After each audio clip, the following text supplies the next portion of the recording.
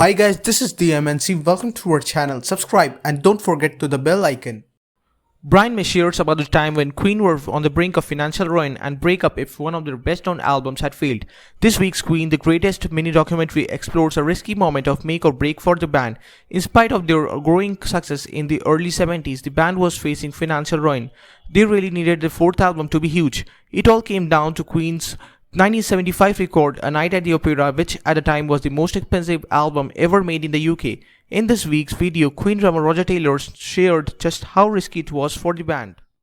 Taylor said, "I remember when we went into the studio to make A Night at the Opera, it felt like make or break." While Brian shared, "We were not only poor, but we were in debt. All the sound and lighting companies and the people that hadn't been paid." He added, "So we were at a really crucial point. We might have had to break up if that album hadn't gone well." I remember when we went into the studio to make A Night at the Opera, it felt like make or break. We were not only poor, but we were in debt. All the sound and lighting companies and the people that we worked with hadn't been paid. So we were at a really crucial point. We might have had to break up if that album hadn't done well. It was an expensive album, enormous complexity on there.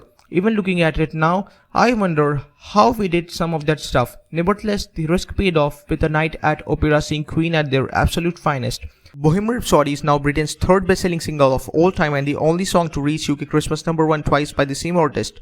Today, it's the most streamed song of 20th century and just 3 weeks ago became the first track by a British band to be RIAA certified diamond.